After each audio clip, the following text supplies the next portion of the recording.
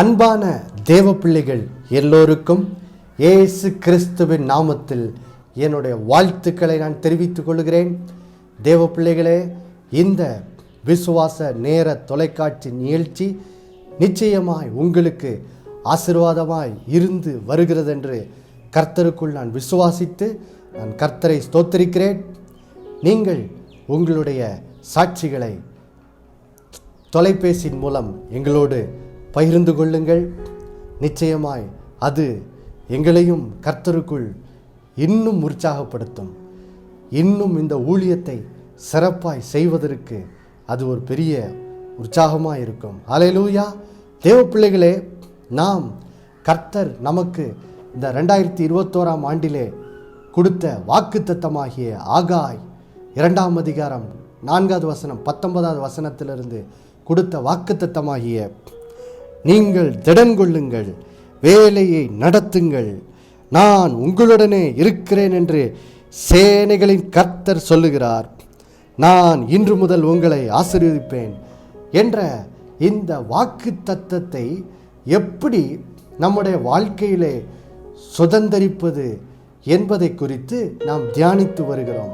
கடந்த 3 நிகழ்ச்சியிலும் நாம் ஆகாய் 1 அதிகாரத்திலே 5-7 வசனங்களிலே ஆண்டவர் நாம் ஆசீர்வாதத்தை சுதந்தரிப்பதற்கு முன்பு நாம் கடந்த காலங்களிலே நாம் கடந்த வருடமெல்லாம் இந்த கஷ்டமான சூழ்நிலைகளையே கடந்து போனோம்.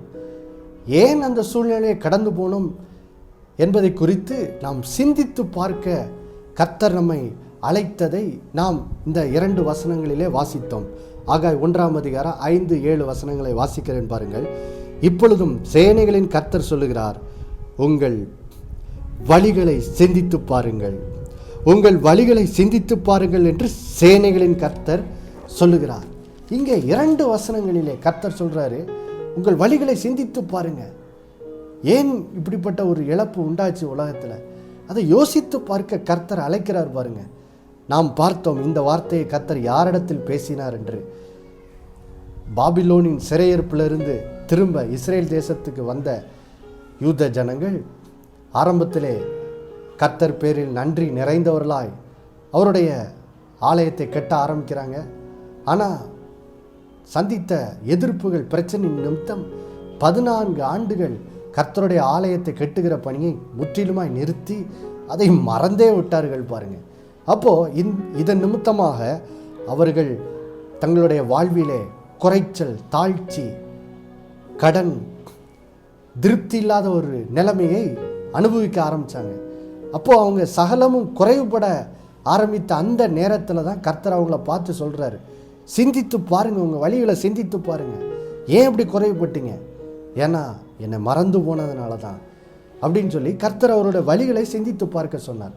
நாம் கடந்த 3 வாரமாக எப்படி நம்முடைய வேலை விஷயத்தில் நாம் கர்த்தருடைய நோக்கத்தின்படி வாழ்க்கையிலே செயல்படாமல் நாம் என்னத்தை உண்போம், உடுப்போம், குடிப்போம் என்ற அந்த சரீர தேவைகளை குறித்த அந்த கவலையை நிறைவேற்றுவதற்காக நாம் வேலை செய்யக்கூடாது, அதற்காக நாடி தேடக்கூடாது.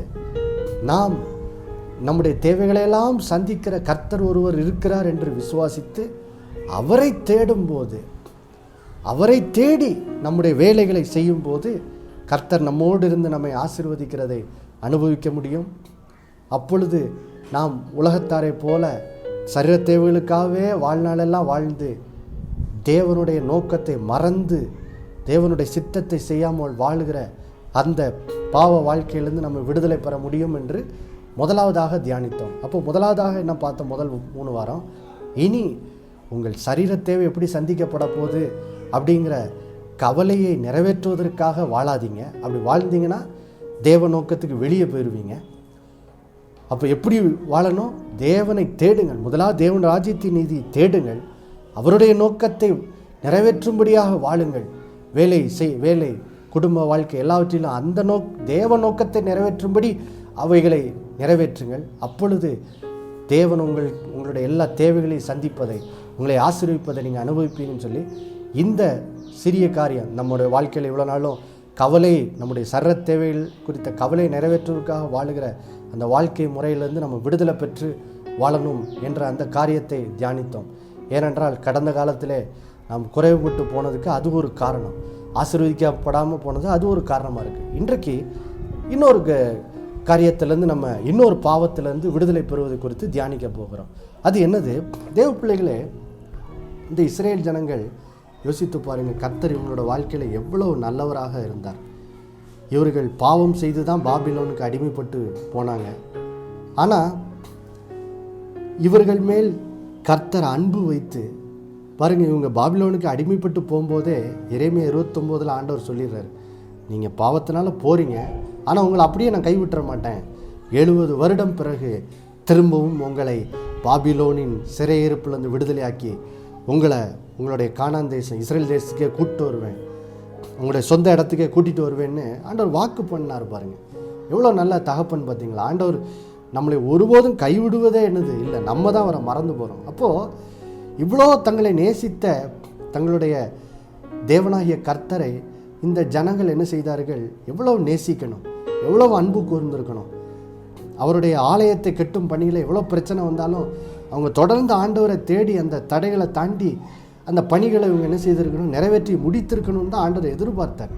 ஏன்னா கர்த்தர் ஜனங்களோடு பேச விரும்புகிறார், ஜனங்களோடு உறவாட விரும்புகிறார். அதுக்கு தான் ஜனங்களை தேவன் பாபிலோன்லேருந்து விடுவிச்சு இஸ்ரேலுக்கு மறுபடியும் கூட்டிகிட்டு வந்தார். எதுக்கு? மறுபடியும் இவங்களுக்கு தேவனாக இருக்கணும், இவங்க ஜனங்கள் யூத ஜனங்களுக்கு இவரோட பிள்ளைகளாக வாழணும் அப்படின்னு சொல்லி தான்.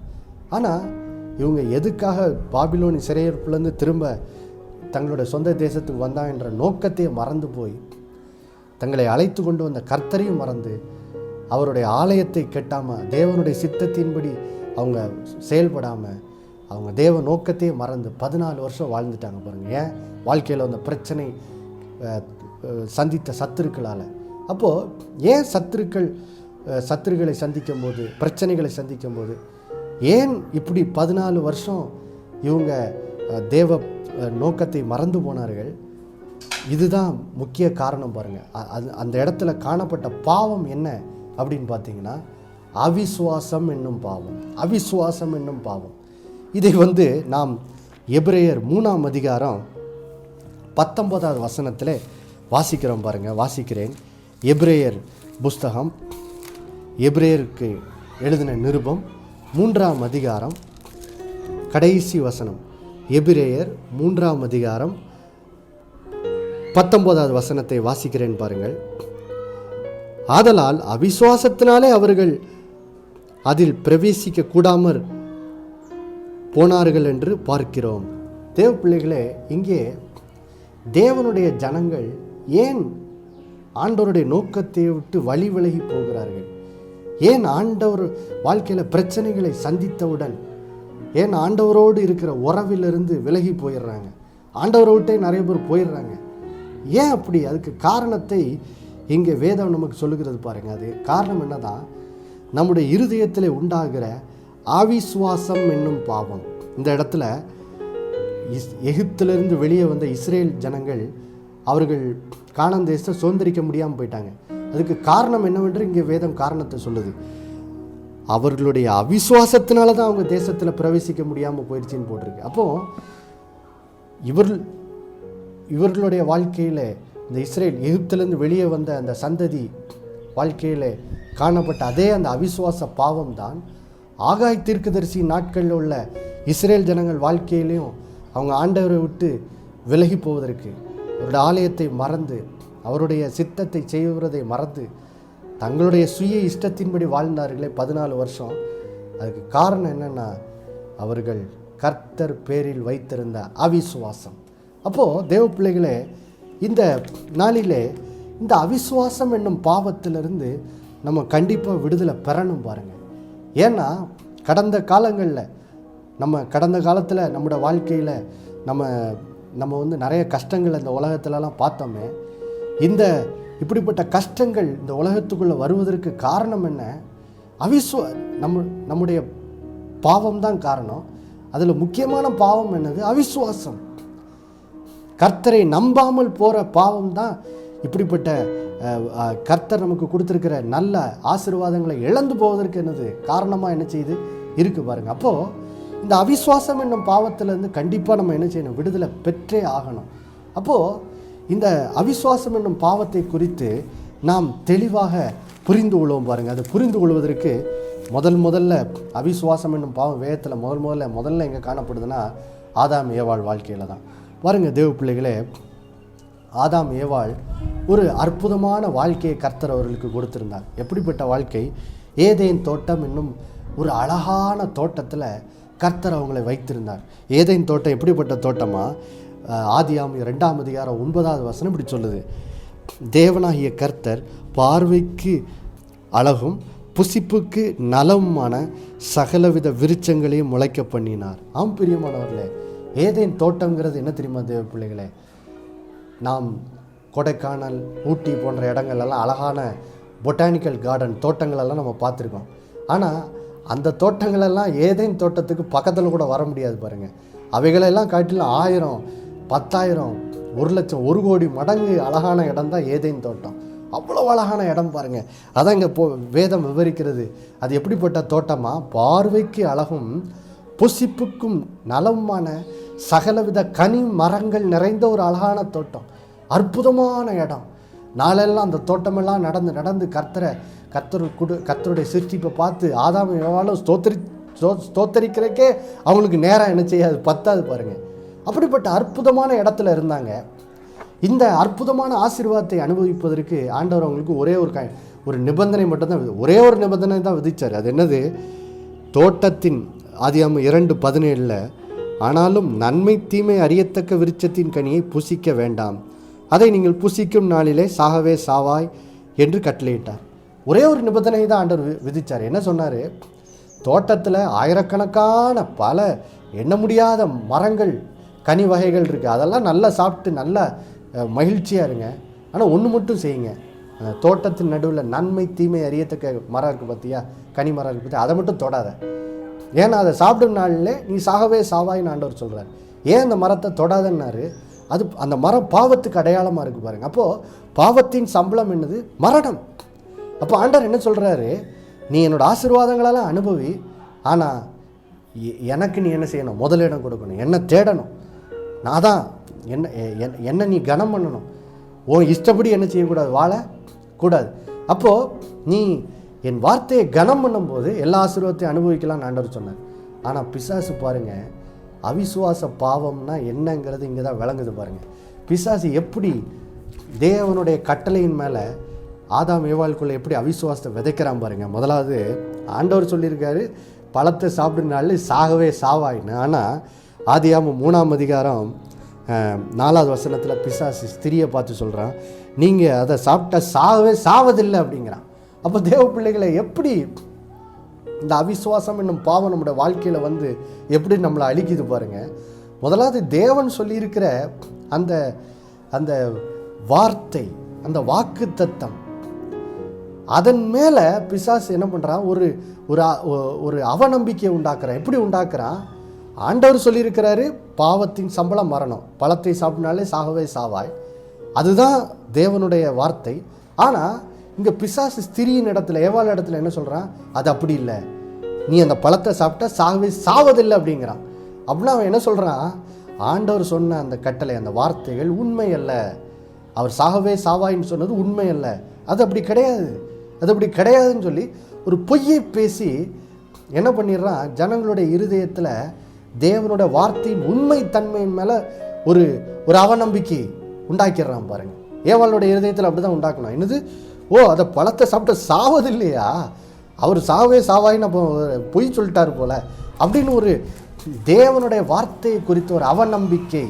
தேவனுடைய வார்த்தை உண்மை இல்லை, அவர் சொன்னது அப்படி, அதுக்கு அர்த்தம் கிடையாதுங்கிற தேவன் பொய் தான் பேசியிருக்காருன்னு சொல்லி தேவனோட வார்த்தை குறித்த உண்மை தன்மை மேலே அவன் சந்தேகத்தை, அவநம்பிக்கை, அவிசுவாசத்தை பிசாசு முதலாவது என்ன செய்கிறான்? உண்டு பண்ணிட்டு அடுத்தது பாருங்கள், வேற விதத்தில் இன்னொரு காரியத்தையும் பண்ணுறான். என்ன பண்ணுறான்? ஏவாளை பார்த்து சொல்கிறான், நீங்கள் இந்த பழத்தை புசிக்கும் நாளில் உங்கள் கண் திறக்கப்பட்டு நீங்கள் தேவர்களை போல் ஆயிடுவீங்க அப்படின்னு சொல்லி ஆதியாகமம் 3ஆம் அதிகாரம் 5ஆம் வசனத்தில் சொல்கிறான் பாருங்கள். அப்போ அவிசுவாசம் எப்படி வேலை செய்து பாருங்கள். முதல்ல தேவனோட வார்த்தையினுடைய உண்மைத்தன்மையின் மேலே சந்தேகத்தையும் அவிசுவாசத்தையும் உண்டு பண்ணுறான். தேவனோட வார்த்தை என்ன சொல்லியிருக்குதோ அது உண்மை அல்ல அப்படிங்கிற ஒரு ஒரு எண்ணத்தை மனசில் பதிச்சிட்றான். பாவத்தின் சம்பளம் மரணம்னா இல்லை, பாவத்தின் சம்பளம் மரணம் இல்லைன்னு சொல்லி ஒரு ஒரு ஒரு தவறான தேவனோட வார்த்தையின் எதிர்மறையான சிந்தையை விதைக்கிறான். ரெண்டாவது, தேவன் எதை விளக்குகிறாரோ, எந்த கனியை நம்ம ரசிக்கக்கூடாதோ, எதை நம்ம பார்க்கக்கூடாதோ அதை நம்முடைய கண்களுக்கு அழகாக இருக்கும்படி பார்க்க வைக்கிறான் பாருங்கள். இங்கே ஏவாளை பார்த்து சொல்கிறான், அந்த பழத்தை சாப்பிடும்போது நீ தேவரில் போல் ஆயிடுவேன்னு. வேதத்தில் ஆதியாகமம் 3ஆம் அதிகாரம் 6ஆவது வசனத்தில் போட்டிருக்கு, ஸ்திரியானவளுக்கு அந்த பழம், அந்த விருட்சம், கர்த்தர் விளக்கின விருட்சம் எப்படி தெரிஞ்சுதான், புசிப்புக்கு நல்லதும் பார்வைக்கு இன்பமும் மாய் இருந்ததுன்னு போட்டிருக்கு. அப்போது எந்த பழம் ஐயோ அதை தொடாத, அது அசிங்கமும், அது அது அது நம்மளை முள்ளு மாதிரி குத்தி நம்மளை அழிச்சிரும் அப்படின்னு சொல்லி எந்த பழத்தை விட்டு ஓடணுமோ அதை தான் பிசாசு ஏவாளுக்கு என்ன செய்கிறான், அழகாக காட்டுறான். அப்போது அவிசுவாசம் எப்படி வேலை செய்து பாருங்கள் தேவ பிள்ளைகளே. இப்படி தான் வேலை செய்யுது. முதலாவது தேவனோட வார்த்தை குறித்த தேவனோட வார்த்தை சொன்னது உண்மை அல்ல அப்படிங்கிற ஒரு அந்த அவிசுவாச எண்ணத்தை விதைக்கிறான். ரெண்டாவது, தேவன் எதை விட்டு விலகுன்னு சொல்லுகிறாரோ அதை தான் அழகாக என்ன செய்கிறான், காட்டுறான். எடுத்து காட்டியிருக்கு பாருங்கள். வேதத்தில் போட்டிருக்கு, வேசித்தனத்திற்கு விலகி ஓடுங்கள்னு ஆண்டவர் சொல்கிறாரு. ஆனால் பிசாசு பாருங்கள், இன்றைக்கி அந்த வேசித்தன பாவம் தான் அழகாக இருக்குன்னு என்ன செய்வான், காட்டுவான். அதனால் பாருங்கள், இன்றைக்கி உலகம் முழுவதும் நாம் சோதோமின் பாவம் பெருகி வருகிற செய்திகளை ஒவ்வொரு நாளும் உலகத்தில் என்ன செய்ய முடியுது, கேட்க முடியுது. ஜனங்கள் கர்த்தருடைய எப்படி அப்படிப்பட்ட அந்த சோதோமின் பாவமாகிய அந்த ஓரினை சேர்க்கை பாவம்லாம் உலகத்தில் பெருகுது. எப்படி பெருகுது, இப்படி தான் பெருகுது பாருங்கள். பாவத்தின் சம்பளம் மரணம்னு ஆண்டவர் சொல்லியிருக்காரு. அப்போ வேசித்தனம் செய்கிறவர்கள் அந்த பாவம் செய்யும்போது என்னது, ஒரு மரணம் உண்டாகுது. அந்த தேவனுடைய அந்த வார்த்தையின் உண்மைத்தன்மையின் மேலே பிசாசு என்ன பண்ணிடுறான், ஜனங்களுடைய இருதயத்தில் ஒரு ஒரு ஒரு பொய்யான சிந்தையை விதைச்சிட்றான். இல்லை, நீ பாவம் செய்தால் மறிக்க மாட்ட அப்படிங்கிற சிந்தையை ஒரு பொய்யை ஜனங்களுடைய மனதில் விதைச்சி, கர்த்தரோட வார்த்தை உண்மை இல்லை அப்படிங்கிற அந்த எண்ணத்தை விதைச்சிட்டு அடுத்தது எதை செய்யக்கூடாதுன்னு ஆண்டவர் சொல்கிறாரோ அதை தான் அழகாக, இந்த வேசித்தன பாவம் தான் அழகாக இருக்குன்னு கண்களுக்கு இச்சிக்கப்படத்தக்க விதத்தில் காட்டுறான்.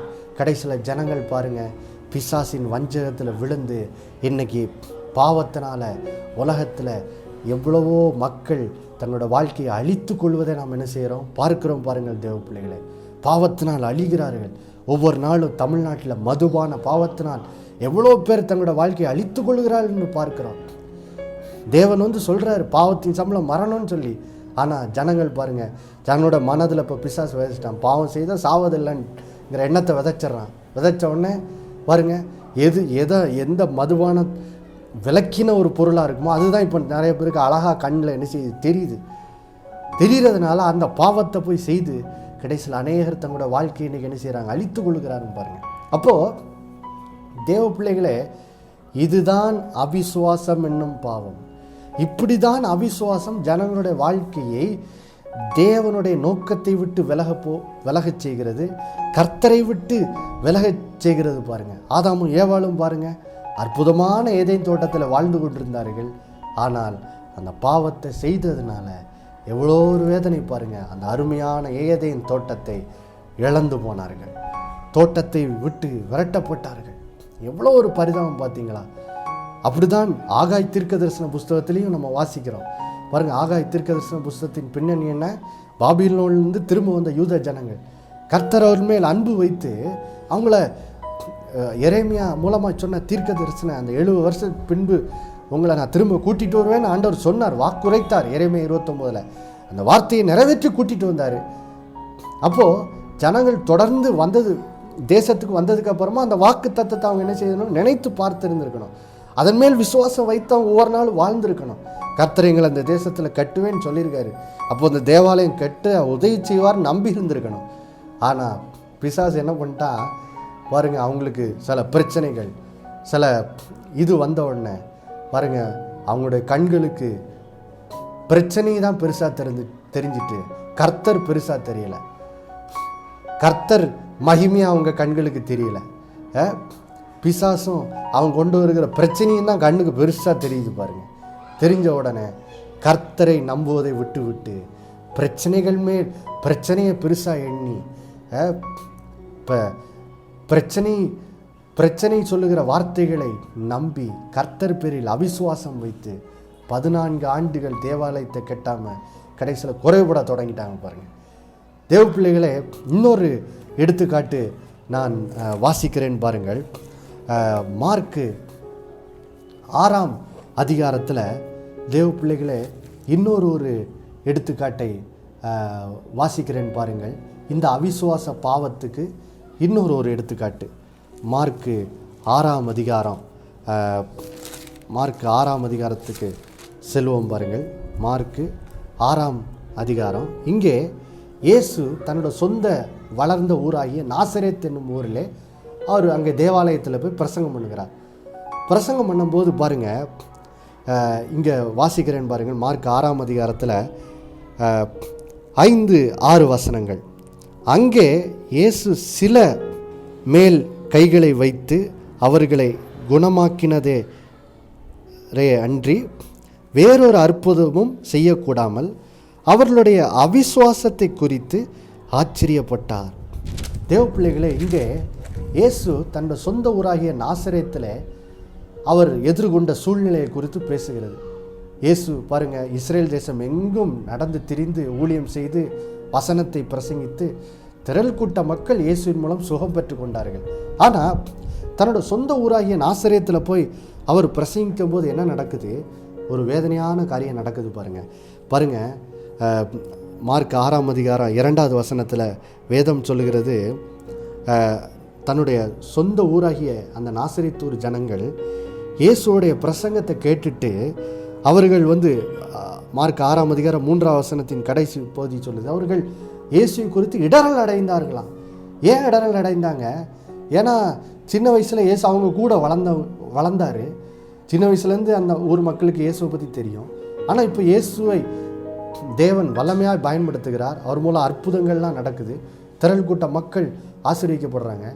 உடனே இந்த நாசரேத்தூர் ஜனங்கள் அதை கண்டு கர்த்தரை மகிமைப்படுத்தாமல் பாருங்கள், அந்த ஜனங்களுடைய இருதயத்தில் பிசாசு என்ன பண்ணிடுறான்? பொறாமையை விதைச்சிட்றான். இவர் மட்டும் எப்படி தேவனால் இப்படி பயன்படுத்தப்பட முடியும்? எங்களெல்லாம் ஆண்டவர் இப்படி பயன்படுத்தலையே. இவர் நம்ம ஊருக்காரன் தானே, இவரோட சகோதரர்கள்லாம் நம்ம கூட தானே இருக்கிறாங்க, இவர் மட்டும் எப்படி இவ்வளோ பெருசாக கர்த்தரால் பயன்படுத்தப்படுறாரு அப்படின்னு சொல்லி இயேசுவை மாம்சீகமான விதத்தில் பார்த்து இடரல் அடைஞ்சிட்றாங்க பாருங்கள். சாத்தா அவங்களுக்குள்ள ஒரு அவிசுவாசத்தை விதைச்சிட்றான். எப்படி விதைச்சிட்றான்? அவர் செய்த அற்புதங்களை பார்த்து இவர் தான் மேசியான்னு சொல்லி அவங்க அடையாளம் கண்டு கொள்ளாமல், இவர் நம்ம ஊருக்காரன் தானே அப்படின்னு சொல்லி அவரை மாம்சீகமாக பார்த்து பாருங்கள். தேவ பிள்ளைகளே, கர்த்தருடைய வார்த்தையின் மேல் அவங்க அவிசுவாசம் கொள்கிறாங்க. இயேசு நான் மேசியாவாக வந்திருக்கிறேன் அப்படின்னு சொல்ல அந்த இயேசுனுடைய வார்த்தைகள் மேல் அவங்க நம்பிக்கை வைக்காமல் அது உண்மையல்ல என்று சொல்லி அவரை மாம்சீகமான விதத்தில் பார்த்து அவருடைய சரப்பிரகாரமான அந்த உலக வாழ்வின் வளர்ச்சியை அப்படி மட்டுமே பார்த்து அவரை ஆவிக்குரிய கண்ணோட்டத்தோடு பார்க்காம இயேசுவை குறித்து இடரல் அடைந்து இயேசுவை மேசியாவாய் அவங்க ஏற்றுக்கொள்ளாமல் இயேசுவின் மேல் இடரல் அடைந்து பாருங்கள். அது நிமித்தமாக என்னாச்சுன்னா, இயேசு தன்னோட சொந்த ஊரில் எந்த அற்புதமும் பண்ண முடியல பாருங்கள். எந்த அற்புதமும் செய்ய முடியல. பல மற்ற ஊர்களெல்லாம் பெரிய பெரிய அற்புதம்லாம் நடக்கு. ஆனால் நாசரேத் ஊரில் பாருங்கள், அவர் என்ன செய்தாரா, சில நோய்களுடைய சில ஜனங்கள் மேல் மட்டும் கையை வச்சு சின்ன சின்ன வியாதியை மட்டும் தான் சுஸ்தமாக்க முடியுது. மற்றபடி பெரிய விதத்தில் அற்புதம் நடக்கலை. காரணம் என்ன? அவிசுவாசம் என்னும் பாவம்.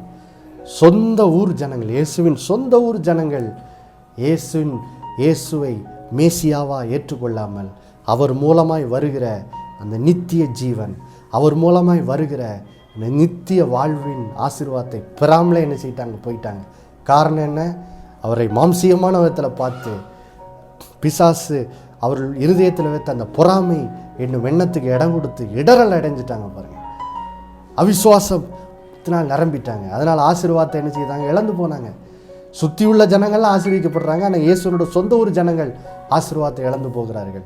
அப்போ தேவ பிள்ளைகளே, இந்த புதிய ஆண்டிலே பிசாசு உங்களுடைய இருதயத்தில் வந்து கர்த்தரோட வார்த்தை உண்மையில்லை என்று சொல்லுகிற அந்த எண்ணங்களுக்கு இடம் கொடுக்காதீங்க.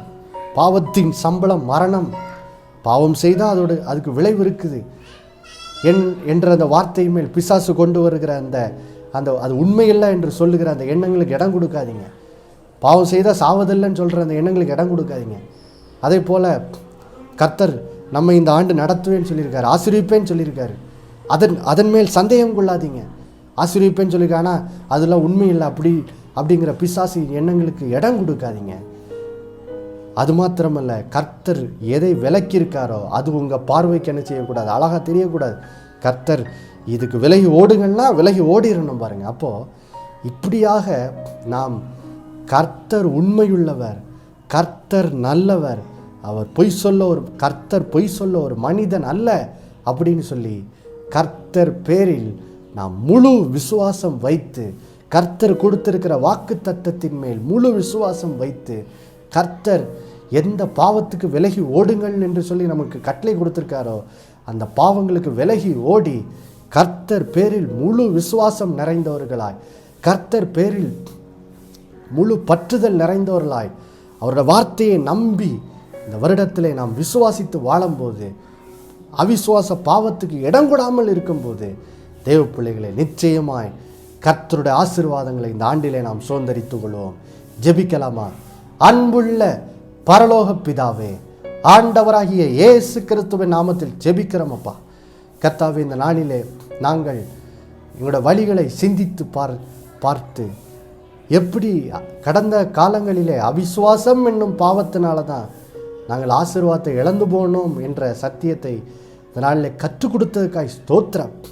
ஸ்தோத்திரம் ஆண்டவரே, ஸ்தோத்திரம். ஸ்தோத்திரம் அப்பா, ஸ்தோத்திரம். நன்றி நன்றி நன்றி ஆண்டவரே. இந்த நாளிலே கூட கேட்ட அந்த சத்தியம் உங்களுடைய பிள்ளைகளுக்கு விளங்கி கொள்ள மனக்கண்களை பிரகாசமாக்கும்படியாக ஜெபிக்கிறோம் ஆண்டவரே.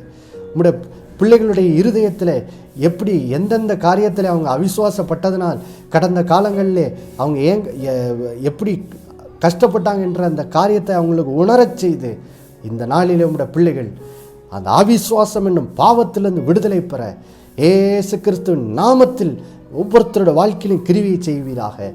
இப்பொழுது இயேசுவின் நாமத்தில் இந்த நிகழ்ச்சியை பார்த்து கொண்டிருக்கிற ஒவ்வொருத்தரும் இந்த அவிசுவாசம் என்னும் பொல்லாத பாவத்திலிருந்து இயேசுவின் நாமத்தில் விடுதலை பெறுவார்களாகப்பா, விடுதலை பெறுவார்களாக. அடுத்த முறை பிசாசு தேவனோட வார்த்தை உண்மையல்ல என்று அவருடைய மனதில் பொய்யை விதைக்கும் போது, தேவனோட வார்த்தையை குறித்த சந்தேகத்தை அவிசுவாசத்தை விதைக்கும் போது அந்த பிசாசின் பொய்களை நிராகரிக்க உதவி செய்யுங்க. பிசாசை நீ ஒரு பொய்யன், அப்பாலே போ சாத்தானே என்று அவனை விரட்டி அடிக்க உதவி செய்யுங்கப்பா. கர்த்தர் உண்மையுள்ளவர், கர்த்தர் சொன்னால் அப்படியே செய்வார் என்ற அந்த சத்தியத்தை விசுவாசித்து, உண்மை விசுவாசித்து, உங்களோட வார்த்தையை விசுவாசித்து உங்களோட பிள்ளைகள் வாழ்ந்து இந்த ஆண்டிலே உங்களோட ஆசீர்வாதத்தை சுதந்தரிக்க உதவி செய்யுங்க. செய்ததுக்காக நன்றி. இயேசுவின் மூலம் பிதாவே, ஆமேன் ஆமேன்.